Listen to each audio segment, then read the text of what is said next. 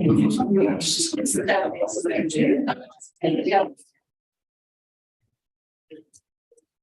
call our meeting to order. This is the Beaufort County Joint Board of Education School Improvement Council meeting of March 9, 2023.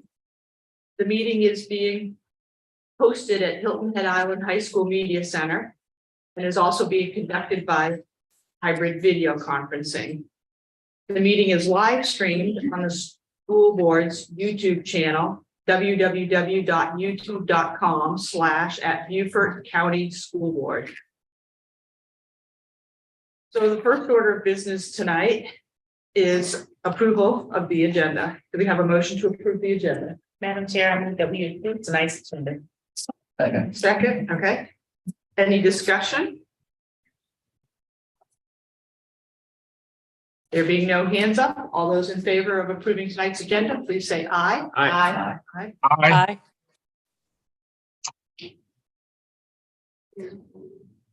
So you have online, we have Earl Campbell, Chloe Gordon, Ingrid Boatwright. Did the three of you approve it? Yes. Yes, ma'am. Yes. Yes. Vote right, Yes. aye. Yes. Earl, Chloe, and Ingrid, can you hear us? Yes. Yes. Yes. Yes.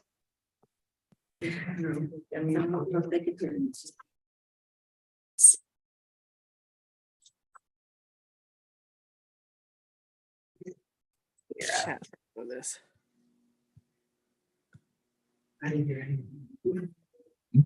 Yes. Yes.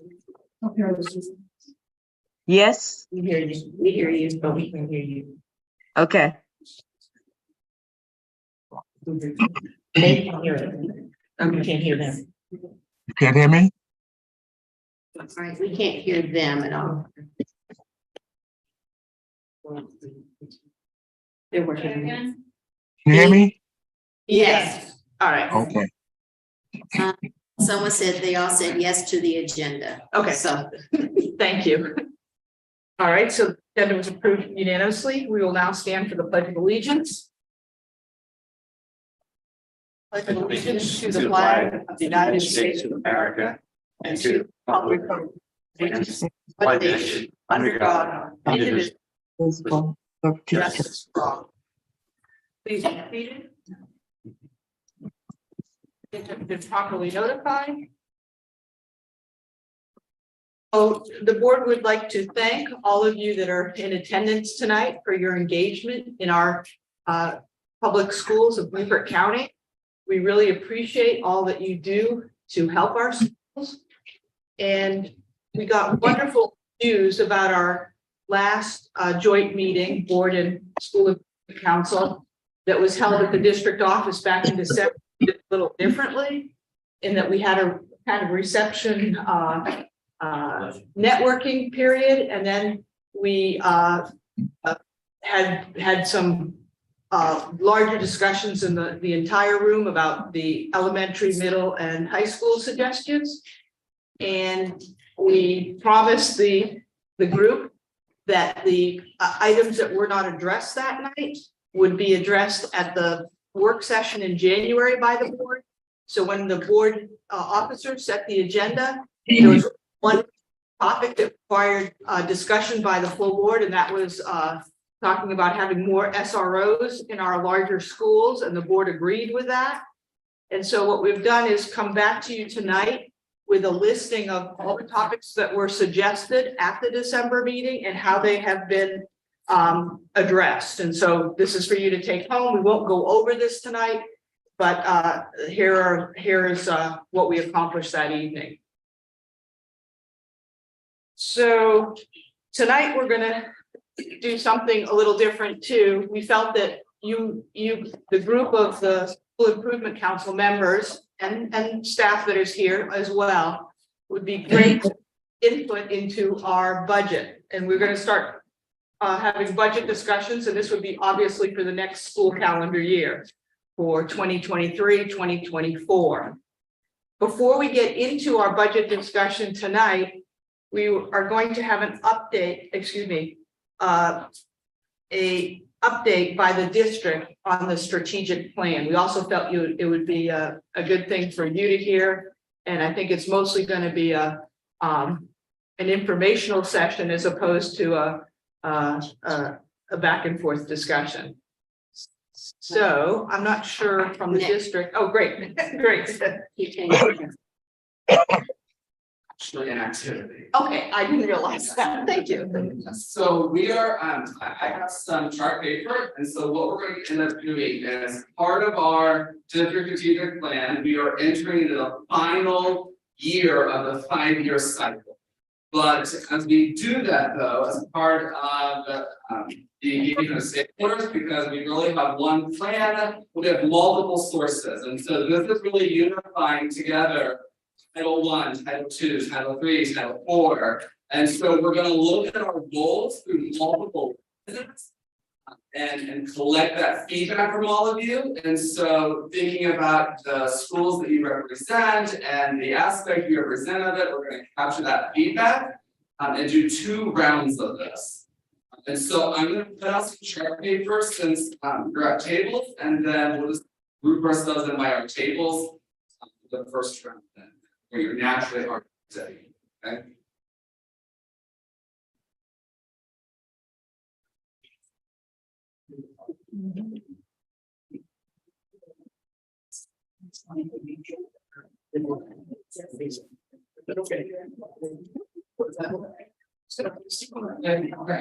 The breakout. You know, they're gonna be obviously after we have the, yeah. And then the 2 questions there. And I think that's smart thing to do it by grade level. Middle and high school. And then I was thinking the board members that are here, just the monitor, so myself, and then. Sort out the papers. So I can have that's kind of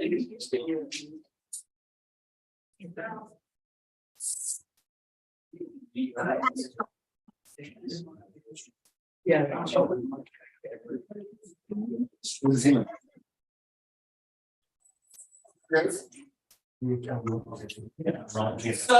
I'll explain what the different categories are that are needed.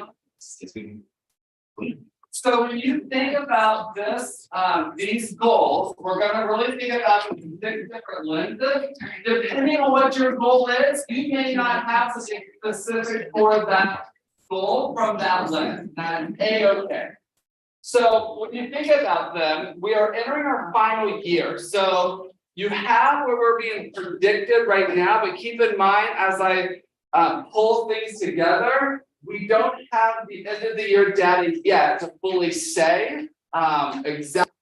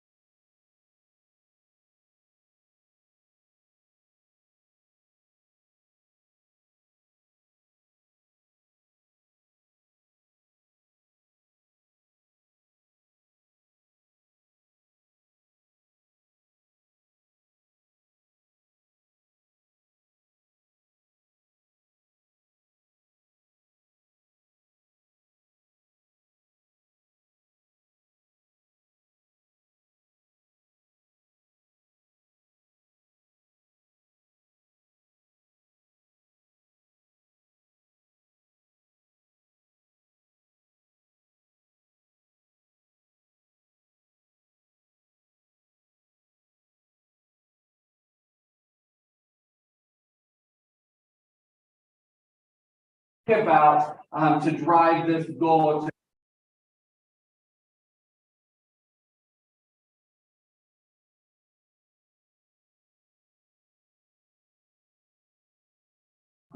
Don't leave there. What's this one called?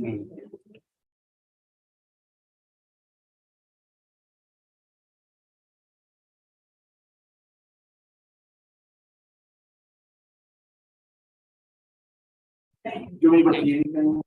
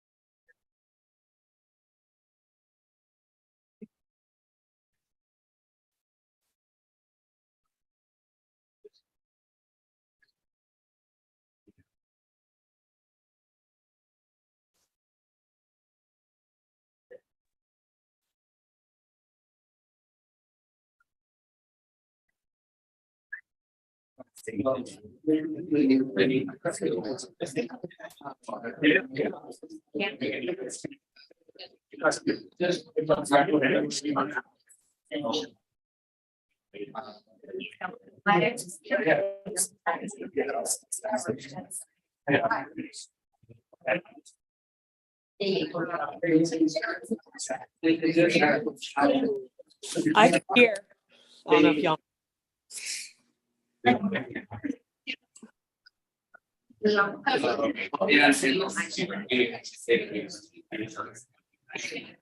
Yes, Ingrid is online. I may be the only one who made this. It's a little garbled, but I can hear. I can hear.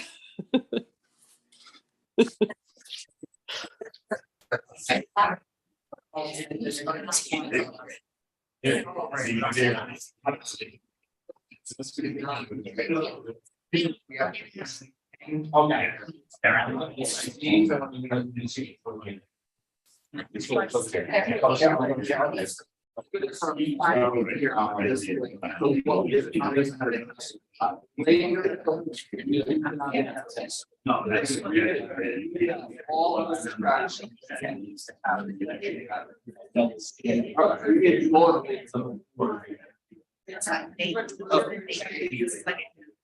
So. So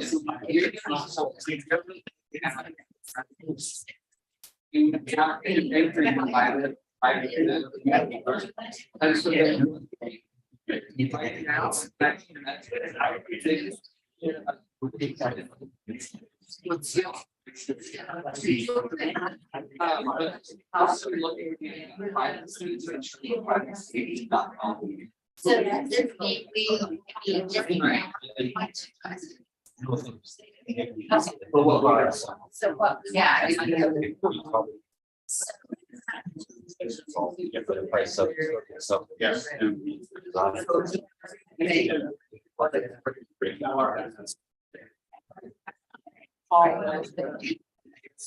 Well, you want to see sorry, you don't like it.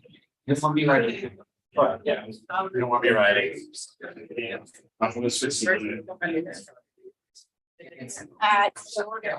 And so like we.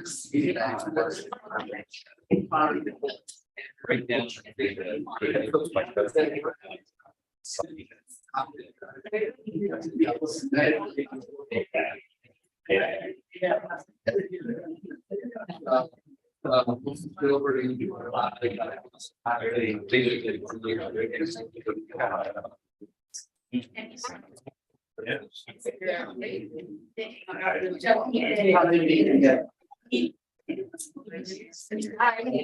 Right down. Earlier in high school, earlier in our education career. Yeah, so.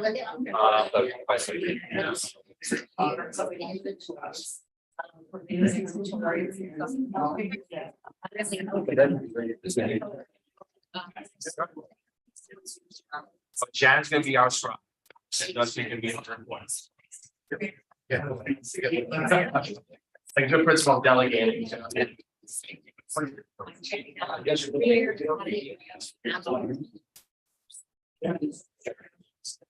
So please, make sure that. Okay, and so I just.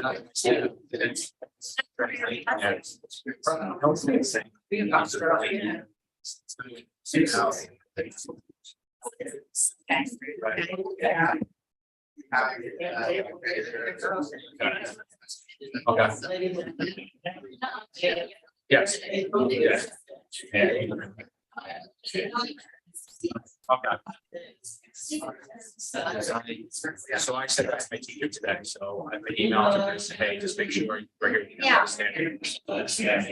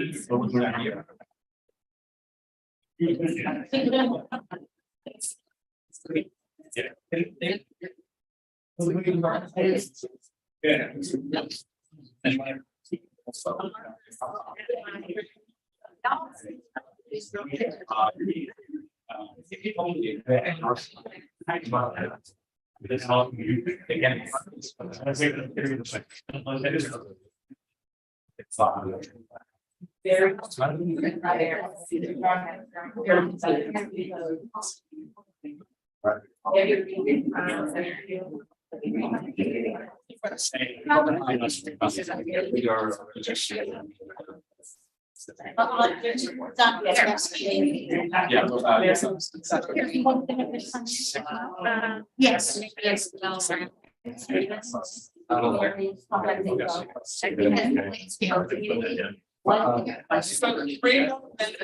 Session.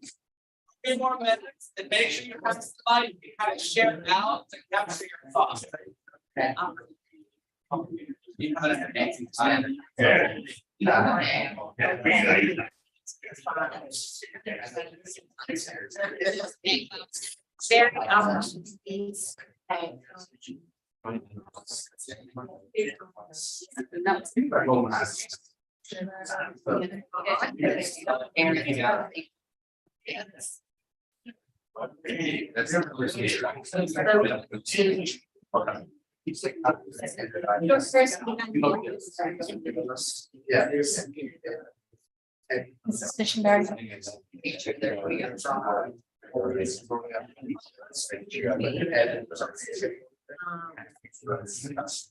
So you just want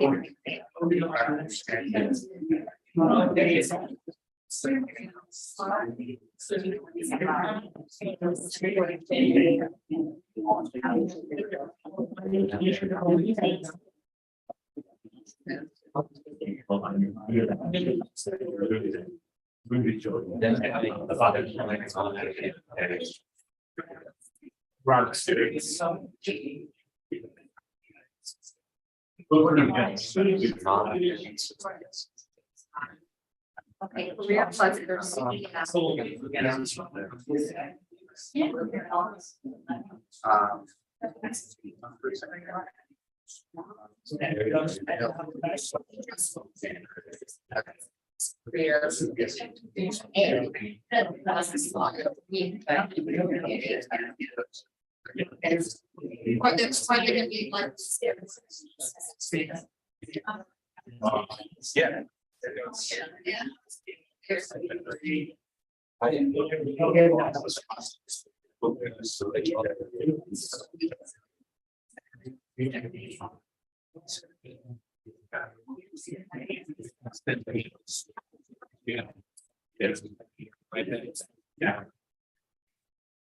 Right.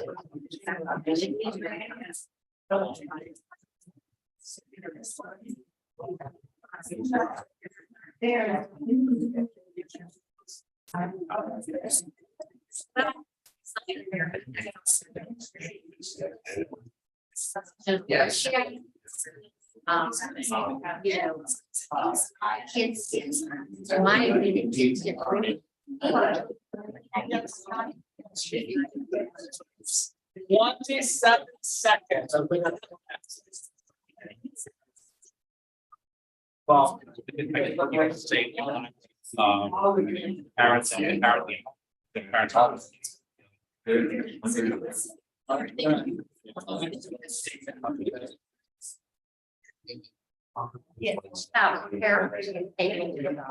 Yes.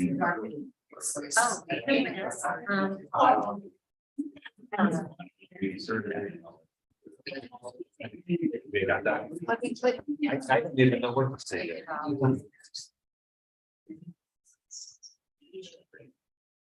Let's see. All right, we will come back together for this round.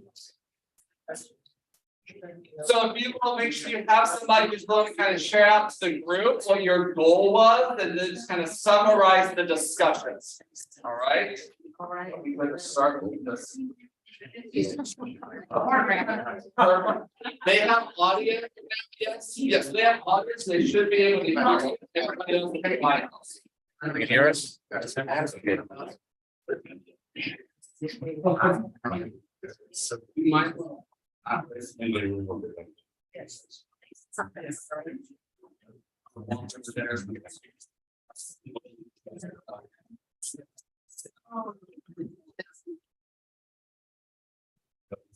So right there's. Here, 3 more people. All right, so we will start with this one. Yeah, right there's perfect.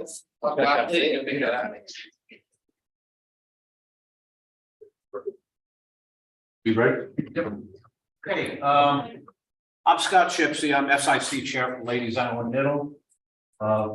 Melissa And- Bender, principal at Coosa Elementary School. Yeah, so I'm middle school oriented. This is somewhat more high school focused, but the student achievement goal is by the end of 23-24. We're looking to increase our graduation rate from 89% to 91%. So the first one is laser focus. What we need to laser focus on is the seat time, keeping the kids in the seat and making sure the attendance is accurate, students are in the building. What will come up a number of times is the IGPs and how important it is that the parent is aware and involved, making sure these kids understand that they do still have a shot. Credit recovery is also something we want to laser focus on. Second one is having a well-rounded student, strong athletic programs, clubs to interest students, extracurricular activities, keep them focused on knowing they have a chance. And that's really important to having these students know that people still care and there is a shot for them. Parent and family engagement, IGP, they need to be there. They need to know that their child still can do it with the help of our schools. Post-graduation options are clear. There are things that they can look forward to in the future, short future down the road, where they could be successful. And helping students find their passion. Without that, not much of a chance. Needs of the teachers, PD support. I know there's a lot, but if we're going to increase it 2%, probably need a little bit more help for the staff.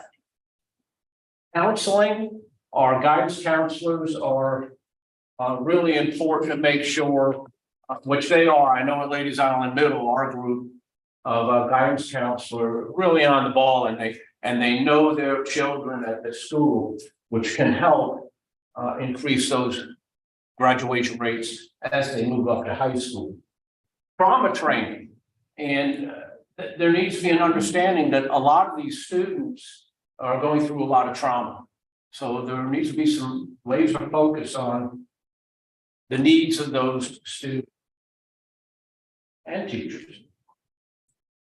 Leveraging technology. Hotspot was like the first thing we thought about out on St. Helena. And William, I know we've talked about this a number of times. There are a lot of people, students who don't have access to internet. So if we're going to push to make these graduation rates stronger, higher, 2% increase, have our great supplier. They need to get involved in the community and support these students. Summer online credit. Virtual options is coming. I've heard a lot of that at the high schools about virtual options, and it's starting to make sense. If they can do some things online why not? You know, if there is something that they can work towards to get those recovery parts of their education, you know, get them to the next level, let's do it. There should be no reason why we shouldn't. We have the technology. And finally, safe and healthy student career paths.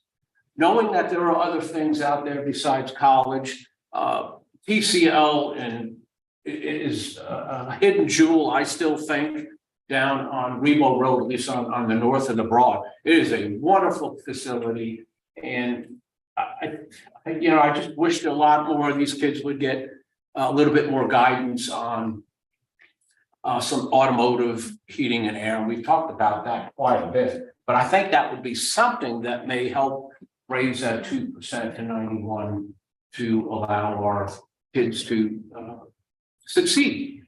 So I don't know if there's any more from our group. I want to add one thing, internships, more internships for our students. There are lots of businesses out there that would love students to step right out of high school into internships. Thank you so much. Thank you. Is Chrissy willing to go here in the front?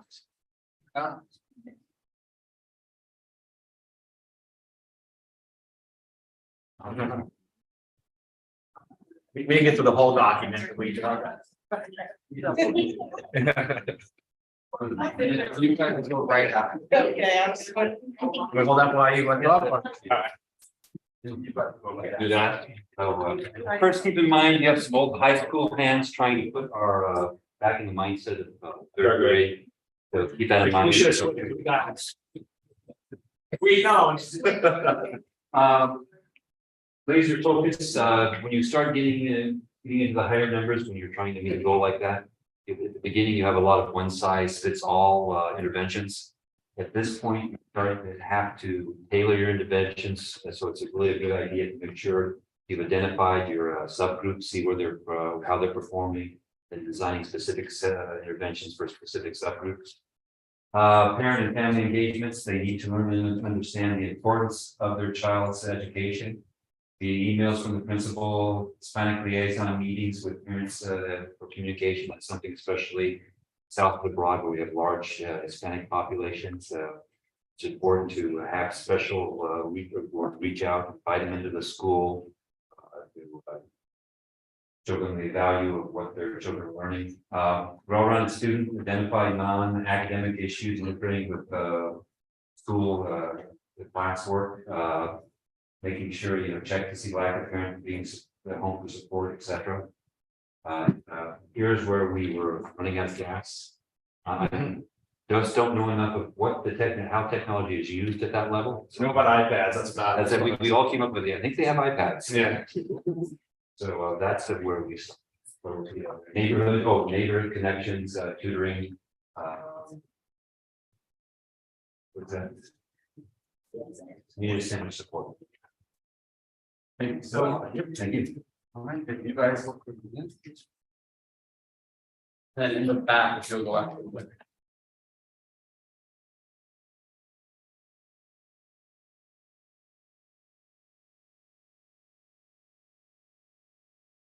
So our achievement standard was by the end of 2023-24, minimum of 62% algebra 1 and 69% English 2 will score C or higher. So our laser focus was to increase student buy-ins to make them more invested in their classrooms, and also focus on doubling down on attendance issues and MTSS interventions. I'm assuming we're all seeing attendance issues in our classrooms district-wide.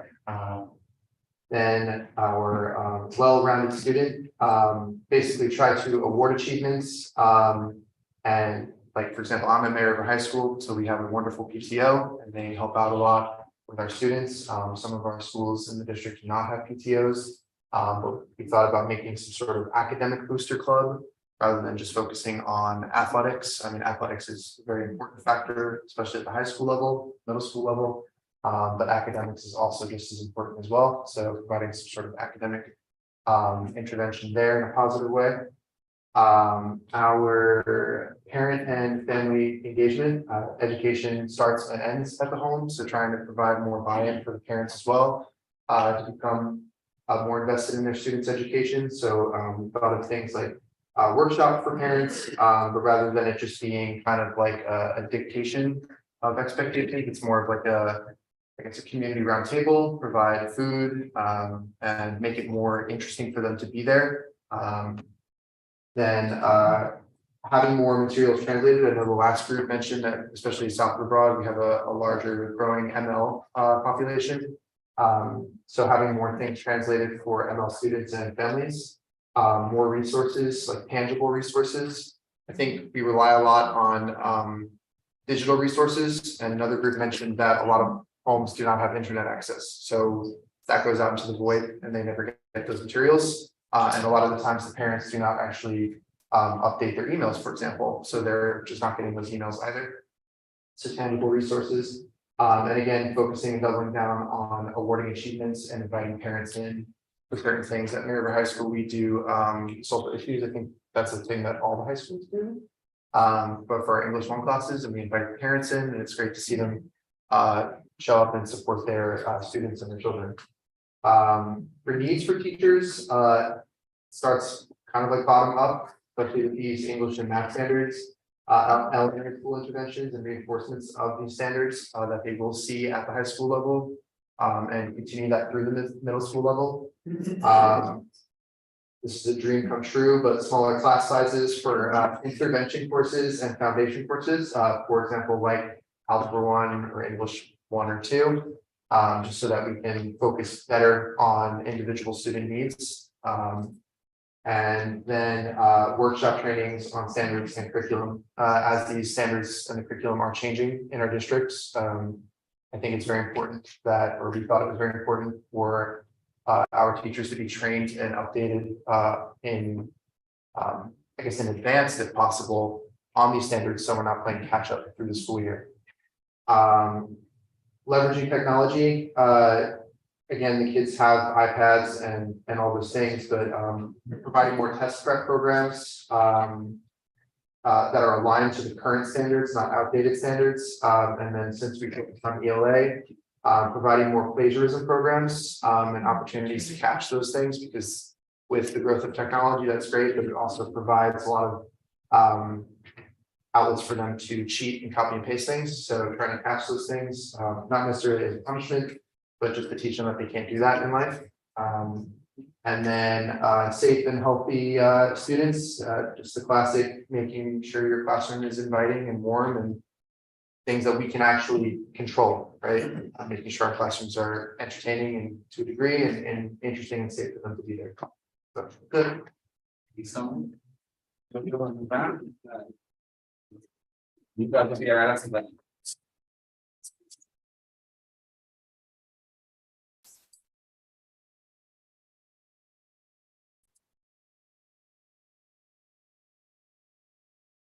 Mr. President, you guys should be.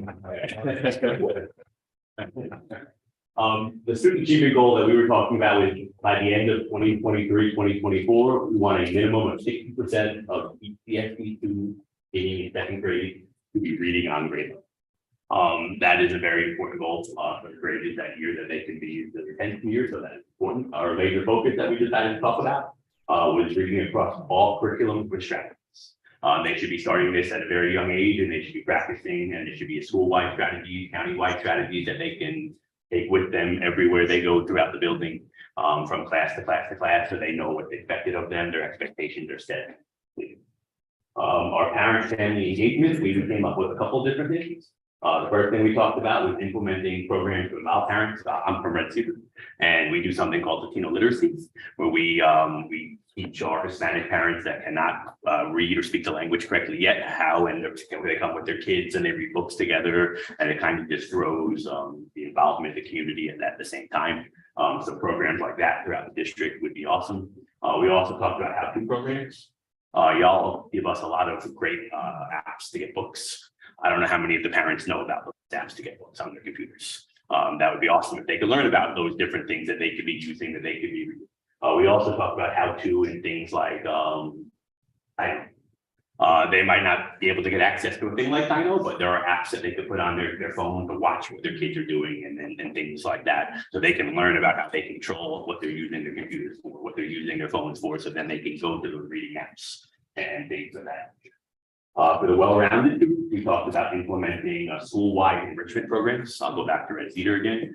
We have something called Genius Hour. We stole it from Apple, where they can kind of create something that they're interested in for those kids that are flying high, and for the ones that aren't, they get to pick the thing that they're studying about. So they're going to want to read about that topic. They're going to be more engaged in that interested area because it's theirs, and they get to create something at the end of it. So something like that would create that buy-in from those lower level students, and it also allows the high students to take it to that next level and continue to read. Develop. Leveraging technology, that kind of goes back to what we were talking about with parent and family engagement. We need to use those apps like Destiny Quest, and we have a whole bunch of other ones like Epic and Red Cedar, so a whole bunch of things that children can be using to read. But we also have to teach the parents on how to use them correctly because they're not aware of it. Safety and health, that goes with the monitoring, and we also talked about possibly real paper books in their hands a little bit more. We don't always have to be in front of a computer. We have libraries, media centers, every one of these buildings where now. Take the books home, read. It's always good to have paper books in your hands. And the last thing that we talked about were the needs for our teachers. And that's just support on just about on the levels. They need their resources, they need materials, they need interventionalists, they need classes so they can learn strategies and things like that. But all those things should help close that gap to where we would like it to be for our second graders. Did I miss anything else? Thank you. Just to add to what you were mentioning about tangible books as well, Mhm. there's programs, I'm trying to Google it, but my phone's not working of course, but Dolly Parton does a reading railroad or something. Yeah. Imagination Yeah, library. so, yeah. But like, I feel like not enough people are accessing those free, they didn't illustrate your house. Agree. The libraries that you can go into neighborhoods and just things like that kids can take that reading to that next level. Thank you for adding that reading. I will take that. No, I'm sorry, thank you. Didn't have it done. All right.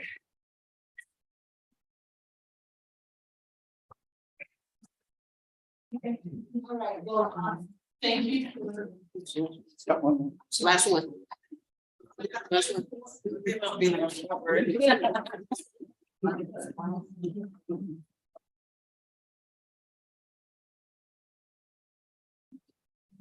All right.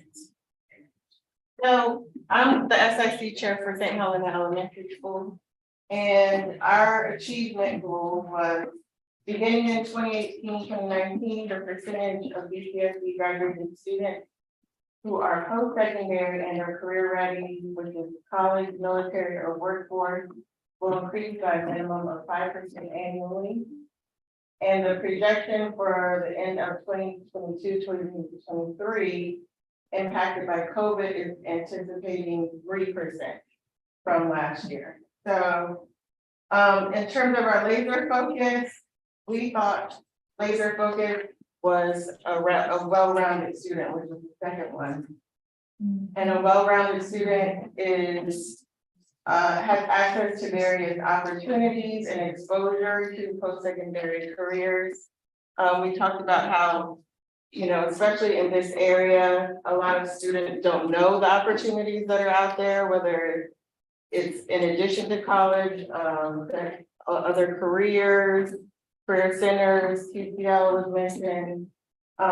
So at the schools, there are career clusters that introduce students to different careers. We have CDF, career development facilitator. There you go. Helps the student, both in middle school and high school, determine what are some opportunities for them. Career week, where they learn about different careers, and get to be introduced to some of the people that are in those careers and how that can work for them also. Colleges and internships and trades, these kind of all go together to me.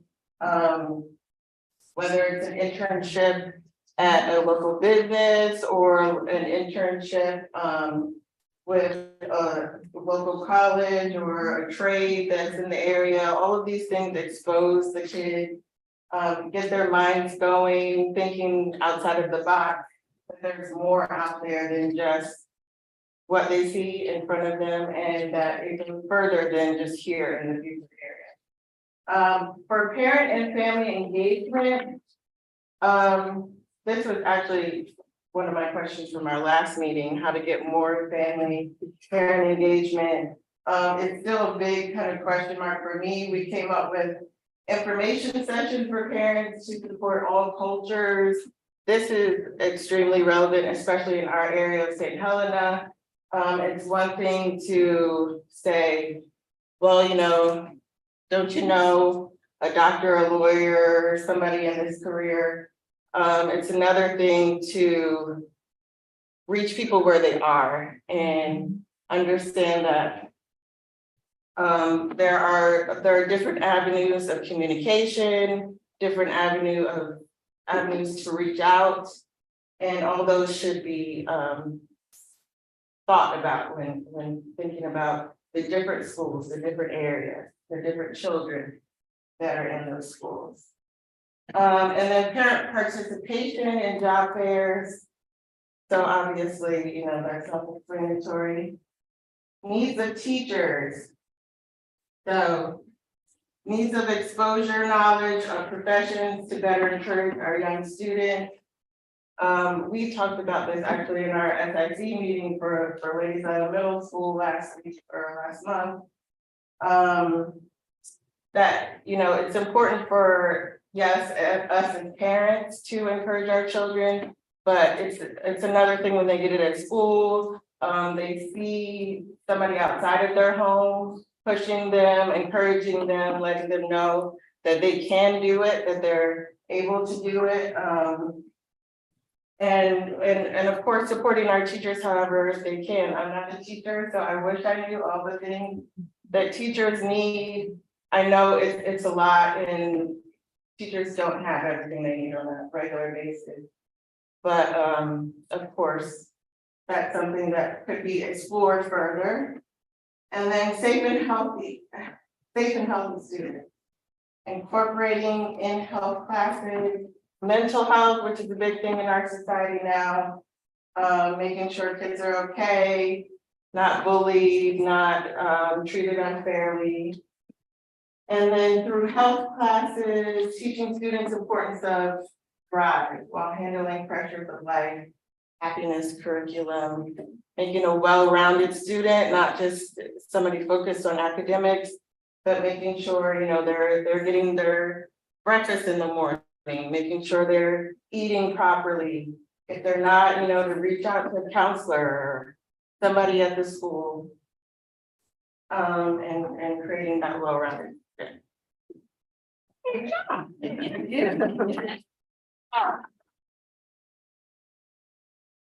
Well, thank you all so much. This is what I needed, and these goals were strategically selected because if there was not enough time for like the teacher and administrator quality school climate, it's okay because they're technically rolled into these also focus on student achievement. So thank you all for your participation. I'm gonna give everybody a round of applause. So Yes, thank you very much. And our facilitator, Nick, is going to be utilizing your input and giving a presentation. So that concludes part one of tonight's meeting, and we still have a second part, which is about our the general fund budget for next fiscal year, 2023-2024. So we're first going to get an overview presentation. And then we're going to ask the group to divide into your grade levels, into 3 grade levels, elementary, middle, and high school. And I'll ask board members that are present to spread ourselves around between the groups. And you'll have 2 questions to answer. And those are on the agenda. And they're also, I believe, on a handout that you have. And then we'll do something similar where you provide input. And we'll ask one of the board members when we're finished to report out to the group as a whole. And that's part two. So we'll begin with the overview of the budget. Good evening, everyone. Can you hear me okay? Yes, well. Okay, great. This is my name is Tanya Crosby. I'm the Chief Financial Officer for the school district. I also have with me this evening Jennifer Hamlin. She is the district's Director of Budget and Procurement. And I have a little bit of a cold this evening. And so she's going to be doing most of the talking, but I'm going to do a couple of introductions first, and then I'm going to turn it over to her. So I wanted to start by saying we are actually at a state meeting. I'm sorry we couldn't be there in person this evening, but we're at a state finance business officials meeting. And just this morning, we got information and updates from the State Department of Ed's finance team. And so we got some information from the budget office on what the status of the state budget is. They've actually, it seems that they've finished in the House Ways and Means Committee, and that the full House will be deliberating the education budget next week. So we are anxiously awaiting information from the finance office that are projections that relate directly to our individual school districts. And we've actually been notified today that we will get our first round of state revenue information next week. So we're still in the very early stages of preparing the budget. We've compiled all of the expenditures from the school budgets and the department budgets, but we're also waiting on revenue information from local and state agencies that are very critical to putting the whole budget together. So I don't have a budget presentation for the next year for you this evening, but we have a presentation that just sort of talks about where the money comes from and where it goes to, and Jennifer's going to go through all those things with you.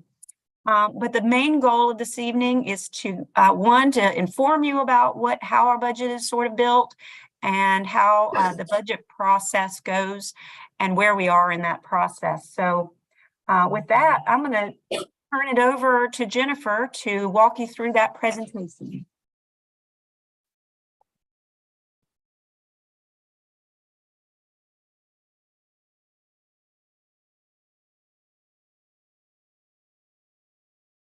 Jennifer, are you with us?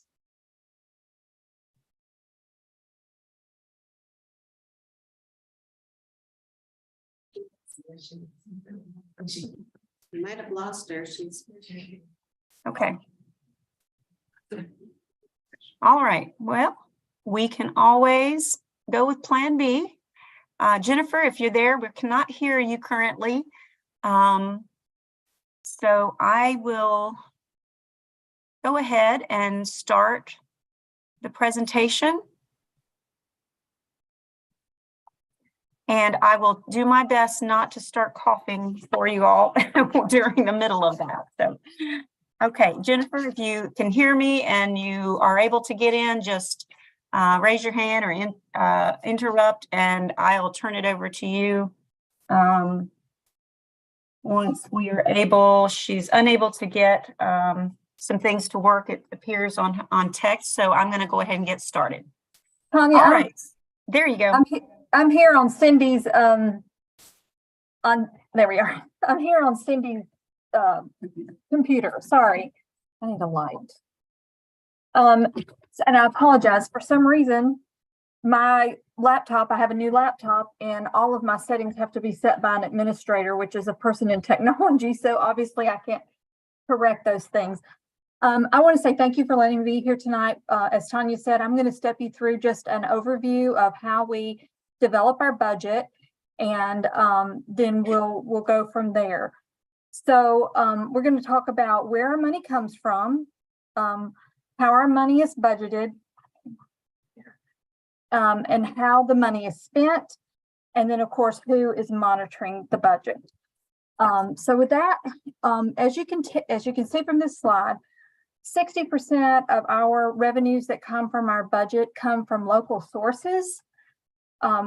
We also get state revenue, which composes about 35%, And then we also have some federal. So we have a combination of 3 funding sources that drive most of the revenue for our general fund budget.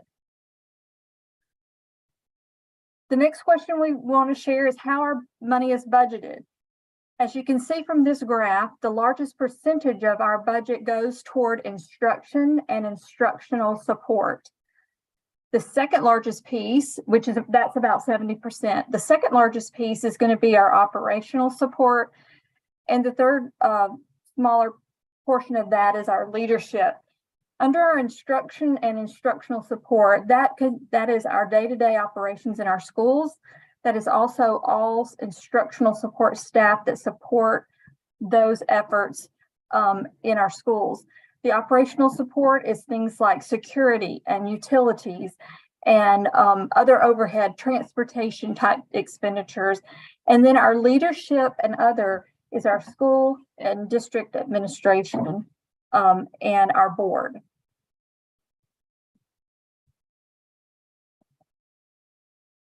The next thing we're going to talk about is how we spend our money. So as important as it is to know where our resources come from, it's also important for us to know how we spend our money. 79.3% of our budget goes towards salary and benefits, which is our largest expenditure that we have for the district. Then we have other expenditures like our general operating supplies and materials, other expenditures, and purchased services. Okay. One of the goals of our budget last year was for us to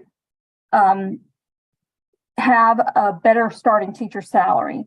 So when we started our budget for the current budget, our teacher salary, we were ranked 53rd among 77 school districts in the state of South Carolina. And we just decided that was unacceptable. So as we were building our current year's budget, we decided we wanted to embark on an initiative to bring us up in those standings. And what we did is as we developed out our budget, our goal was to get us as the highest paying school district in the state of South Carolina. If you'll flip, Robin. And so you can see from this chart that we are in the #1 position. We are currently the highest paying starting teacher salary for the state of South Carolina. That was done through some initiatives where we rolled in some of our locality supplements and some other initiatives, pay increases for our teachers. So this is helping us to retain and recruit qualified staff, teachers, and support staff, which makes it's better for our students. When we have teachers that are retained, we see much more success in the classrooms because they're seeing those teachers year over year. So how do we plan? So again, that's going to be one of our priorities for this school year is to continue to maintain a solid compensation package for our teachers. And how are we going to do that? Well, this year, the state, the governor has put in his budget that we are going to have a proposed base increase to teachers' salaries of $2,500.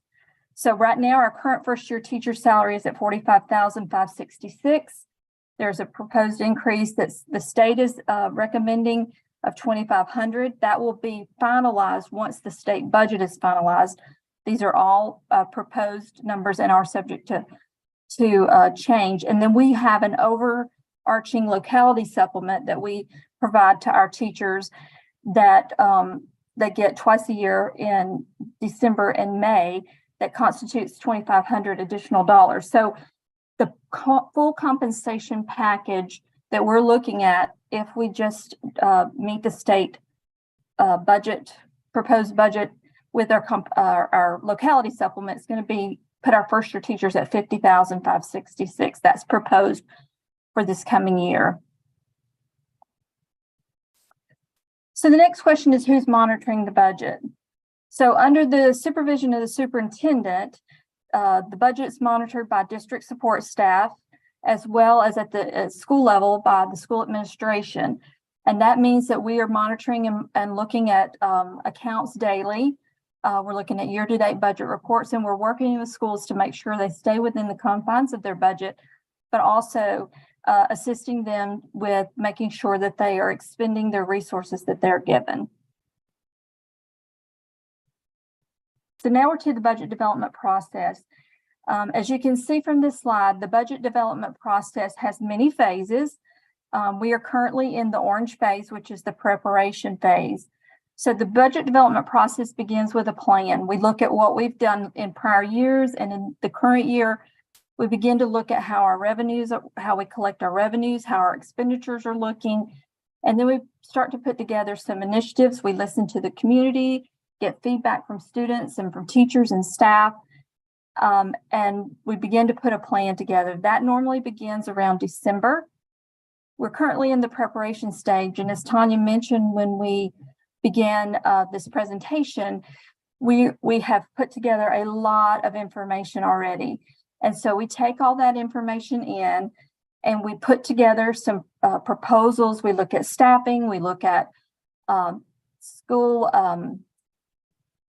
allocations, we look at enrollment numbers, we look at departmental requests, and we put all that together, and then we begin to look and prioritize those expenditures so that we can make sure that we're bringing forward a fiscally responsible budget, but we are also meeting the needs of our students and staff and that are in our schools. So we're currently in the preparation stage. We move from preparation to the review and coordinate, and that's when we begin to physically put our budget together. And we're working with other we're collaborating with fellow departments and areas to make sure that everything that needs to be in the budget out of the review and coordinate will become the superintendent's proposed budget. We take that superintendent's proposed budget, then we have to take it to the board and present it to the board. And the board will see it several times before it's finalized. And then we have to have the board's approval in addition to 3 readings with county council before the budget can be adopted.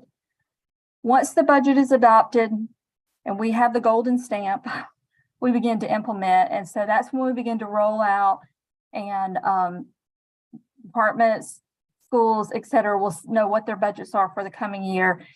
And then we implement, we monitor just as we normally do. And then towards the end of the school year, we begin to evaluate what worked, what didn't work, where do we need to improve, where might we need to have additional expenditures, and then the process starts all over again. Okay, next slide. So we had this year, we worked along with our communications group, and they were able to help us put out on our website for input programmed 2 questions that went out in a budget survey for feedback. And these are the 2 questions that went out. What are some of the programs and initiatives that you feel have been successful in contributing to our students' academic success? And what do you think the budget priorities should be for FY24 general fund budget?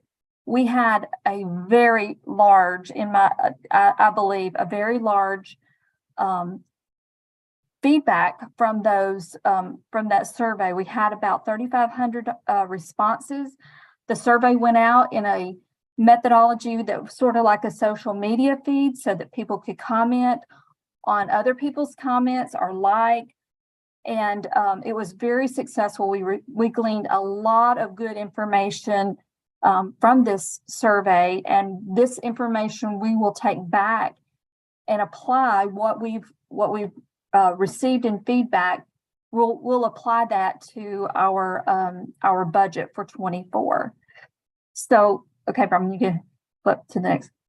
So the next step for you all is we want to ask you to take these questions and give us some feedback.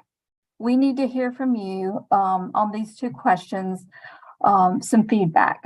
So thank you so much. I apologize for the technical difficulties, but thank you so much for listening. And I'm going to turn it back over to Dr. Guaz to facilitate the responses to and feedback to these questions. Thank you kindly to both Tanya Crosby and Jennifer Hamblin for the presentation. So as I mentioned a few minutes ago, we're going to split into the 3 grade levels. So I'll ask Robin to stand up and we'll ask all of those that are affiliated with our elementary schools to go ahead and stand up, and Robin's going to lead you maybe to an area in this room, and we'll try to spread apart a little bit. So I only have 2 elementary. Good. Okay, well, maybe that's for you guys to congregate. And then 1 or more of the board members could join them, because we're going to have the board member present the discussion input for the 2 questions. Sorry. All right, then we need to fill the elementary students.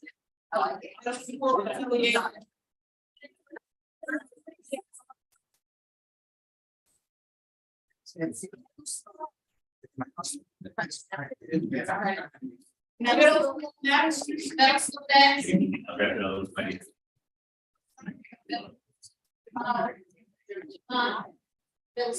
school right here. All right. And then high school. High school.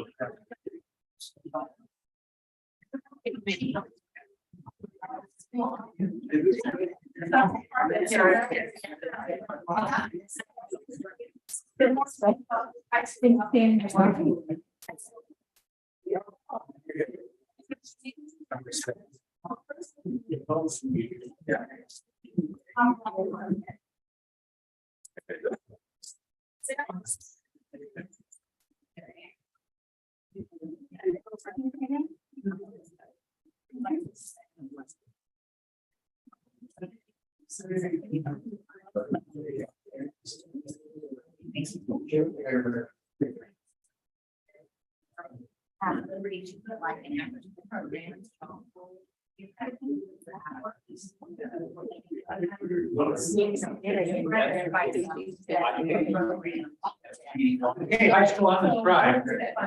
Start talking. Okay, so.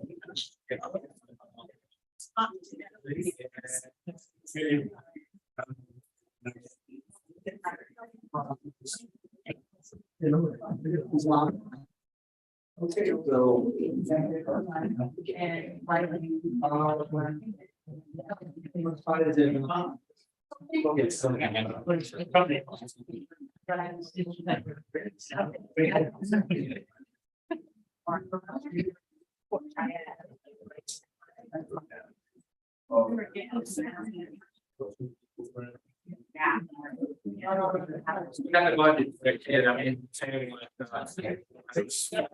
next day.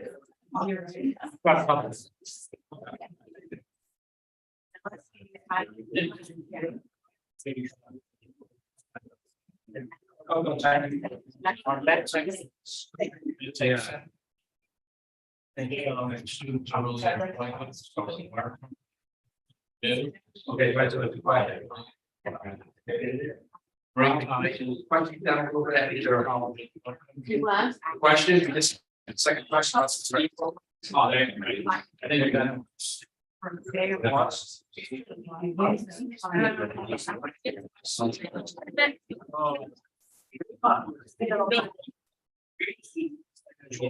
Yes, one thing I'll get. We snack. Set this down. Yeah, well, it's but parents, these only be invited for academics. And right, so you've got we did.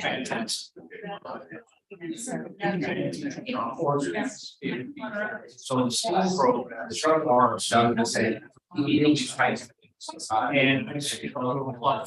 our series on the we're still having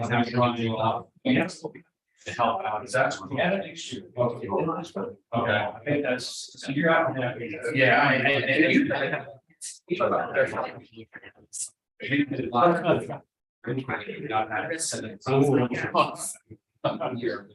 I'm thinking of.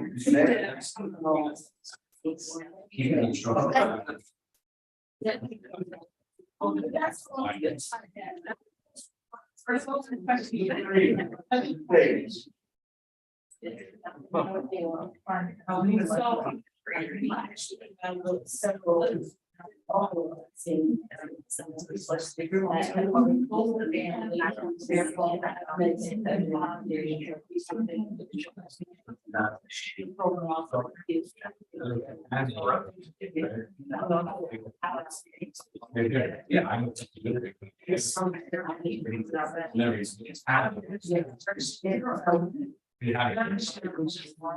fortunately,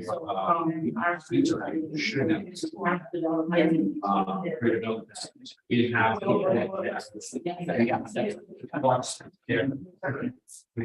We had all the tablets. Yeah.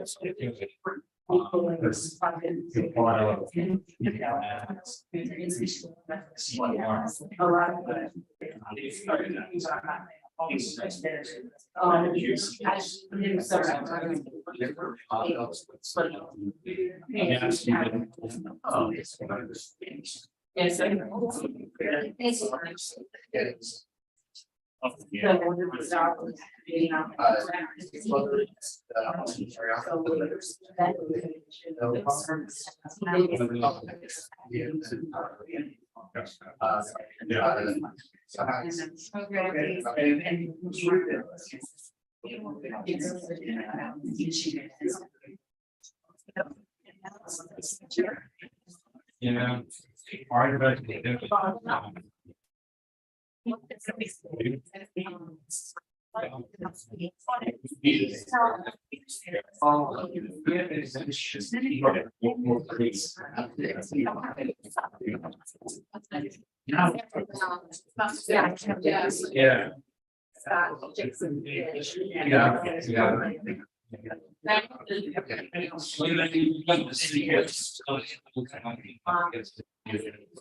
That role.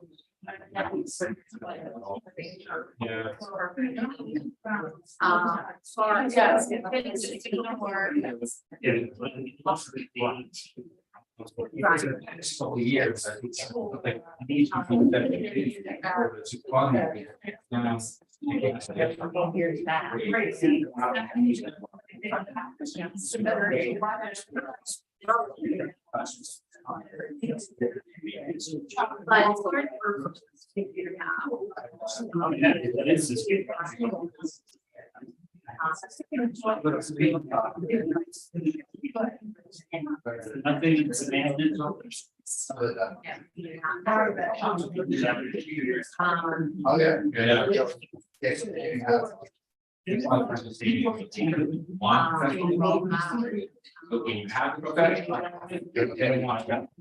So they're going to be plenty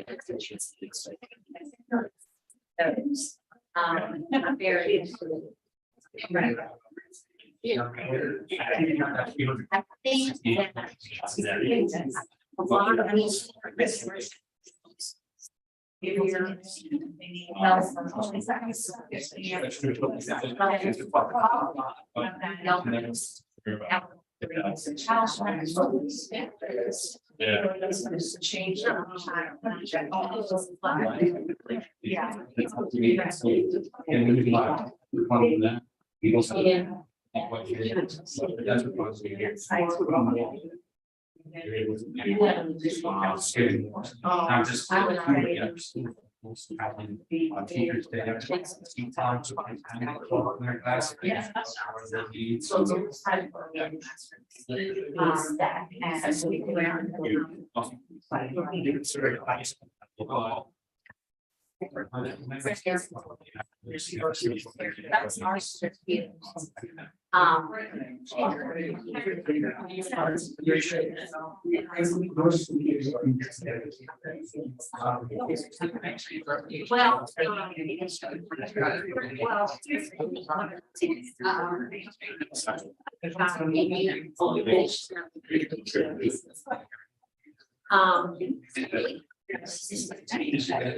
We are at.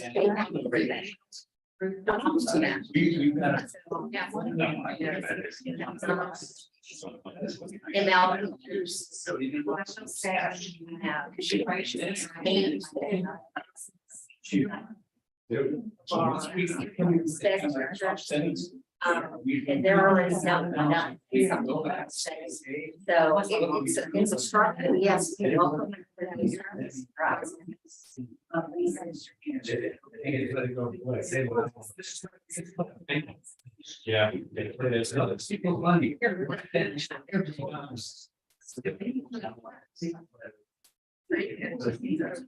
Yeah.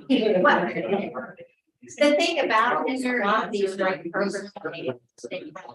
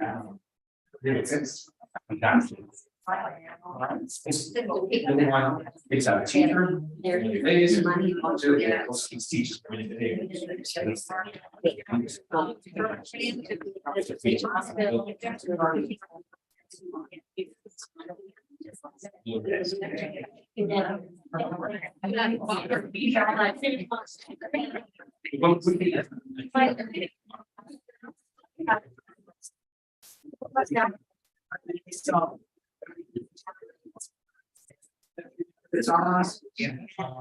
They stay, you know.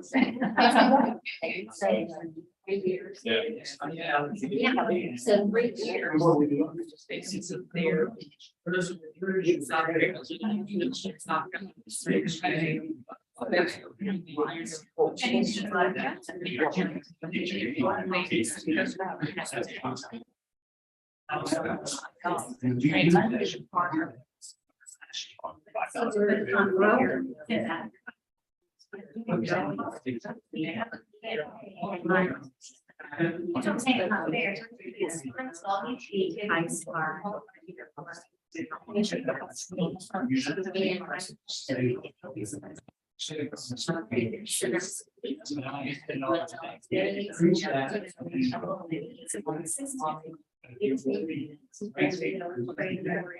Couple of years.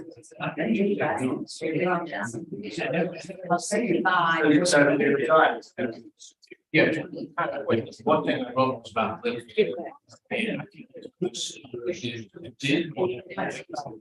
I understand. And so back when you was competitions. Because schools, you don't get to see a lady twice. Who's doing those? You all. Right. Competition. All of these are.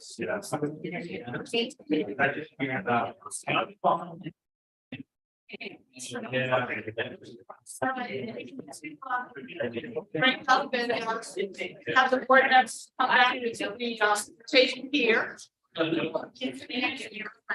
Okay.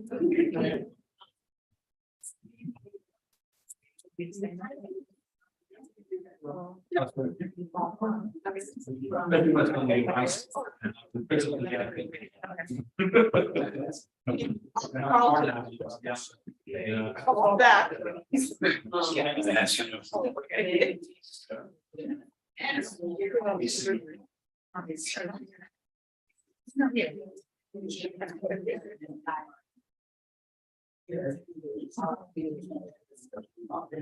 Yes. Hey, groups, we need to come together now. You're getting ready to get this out in a few minutes. He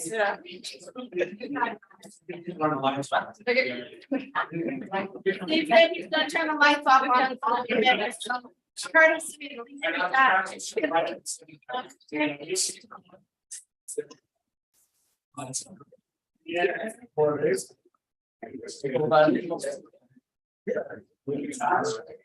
Thank you.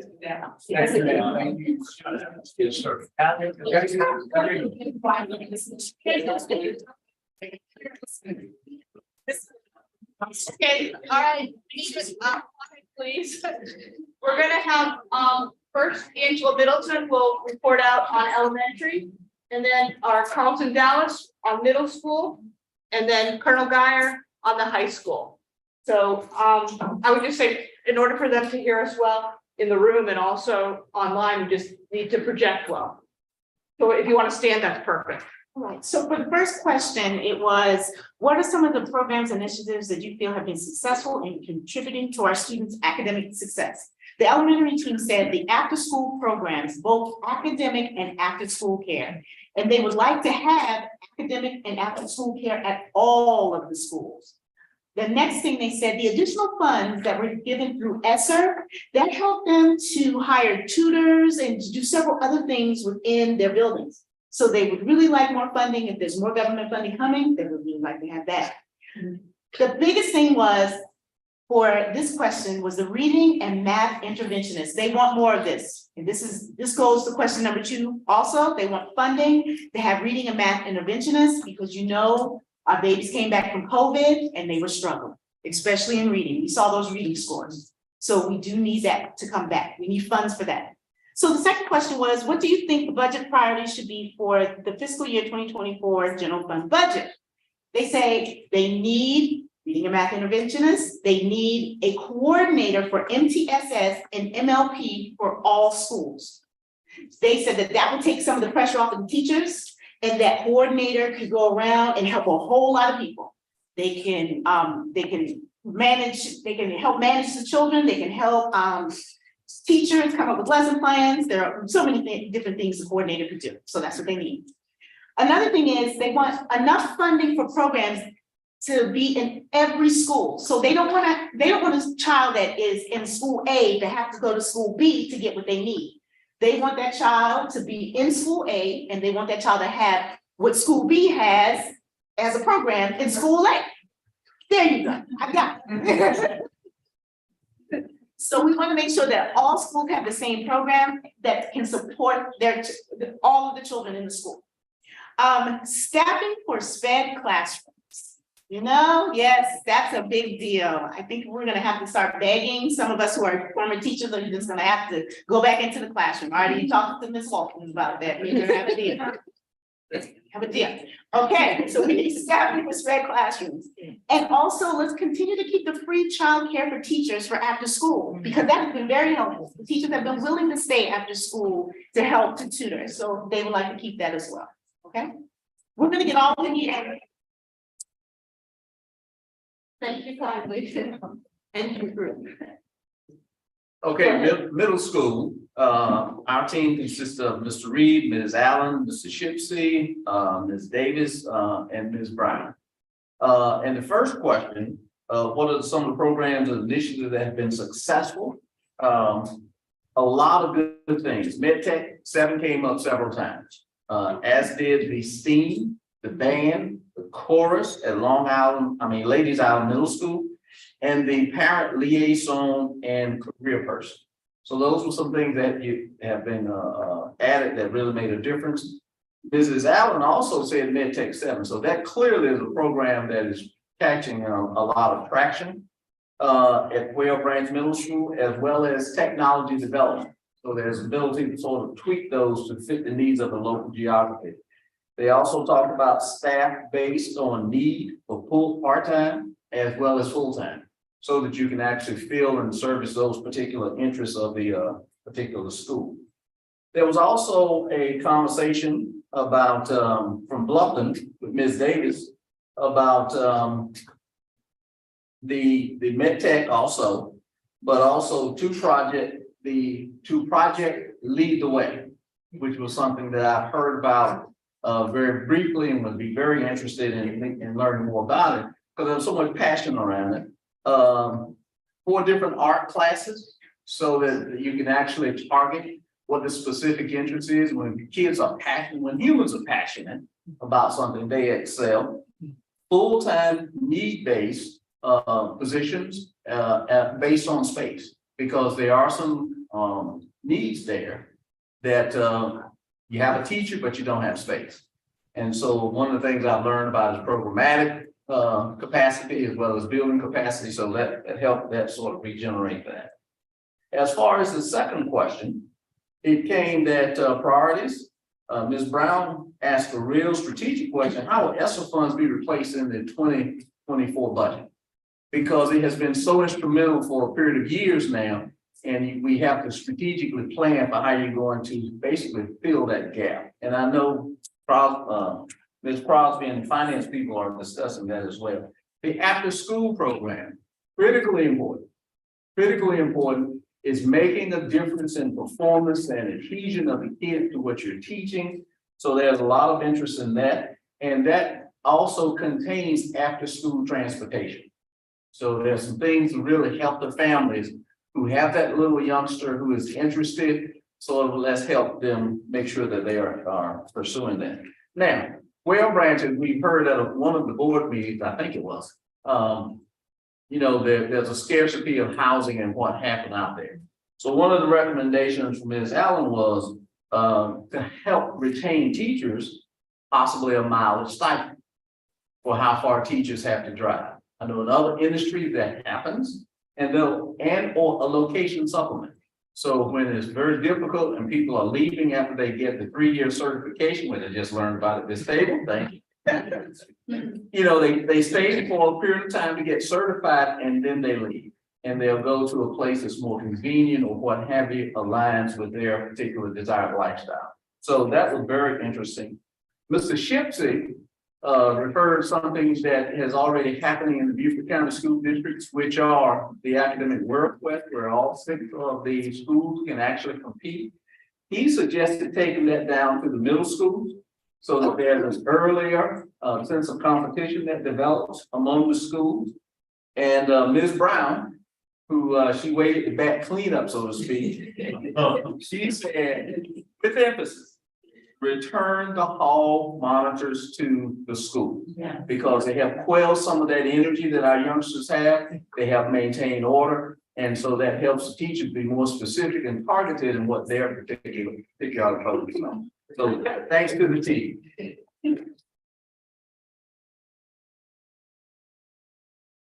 Okay, high school.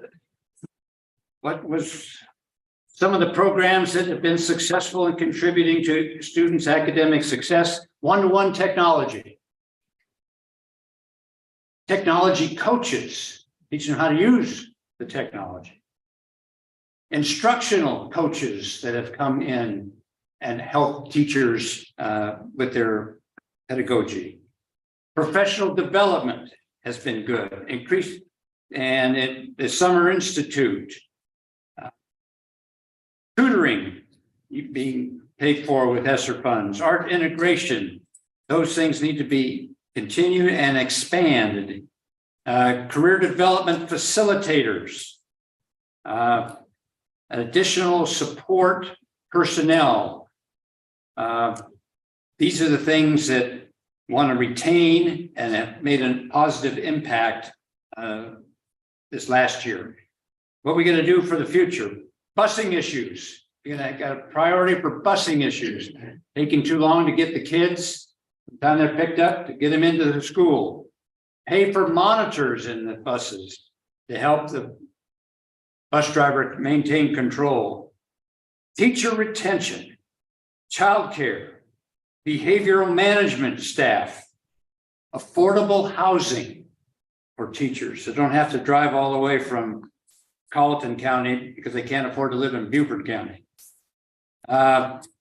Availability of substitutes. Paying teachers to watch classes when there aren't substitutes. Hall monitors. Amen. We got that loud and clear. Loud and clear. Assistant principal. The assistant principal loads in some of our bigger schools. We need to take a look at numbers of assistant principals in our challenging schools. Guidance counselors, overworked.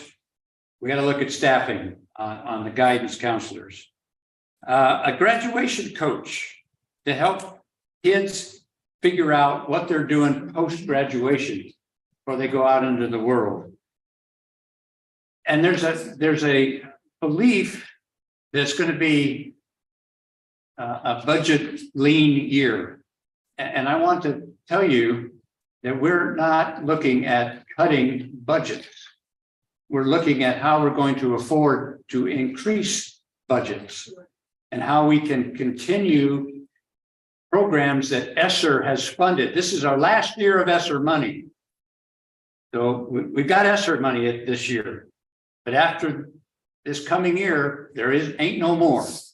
But we don't want to lose what you all have gotten, and you have proven that those positions and those funds help student achievement. We've got metrics to prove it.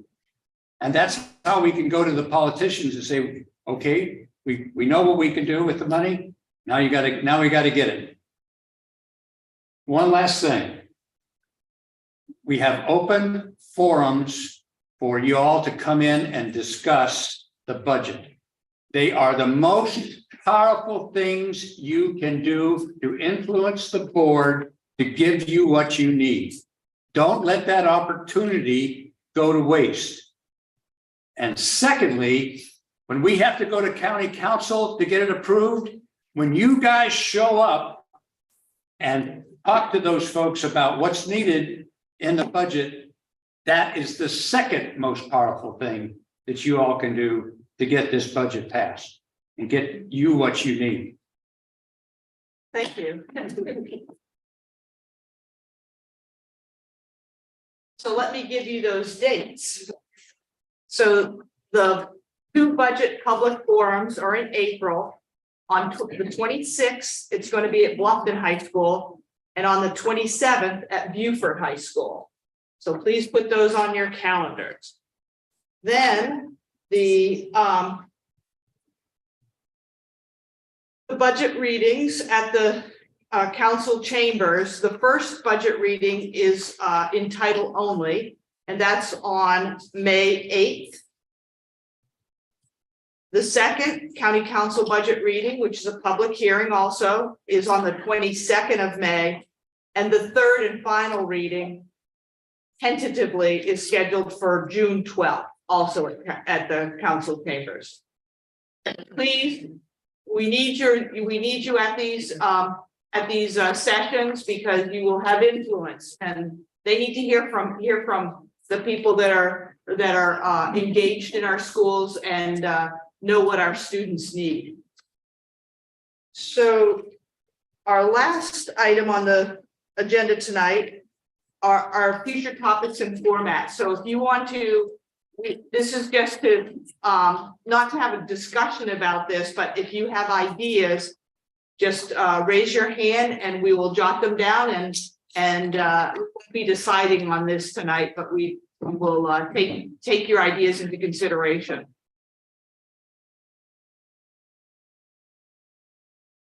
Everybody needs to go home. Go ahead. Community involvement. That's a great one, Peter. Okay, thank you. You're taking it. MTSS support for high schools. Okay. Difficult. Thank you.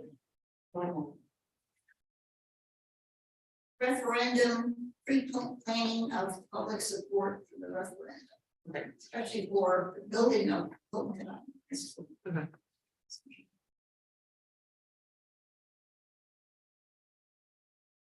All right, those are all excellent ideas. All right. So that looks like we will adjourn by unanimous consent.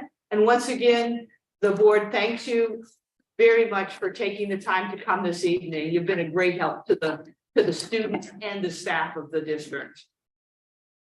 All right, all in favor of adjournment? Aye. Aye. Thank you, and thanks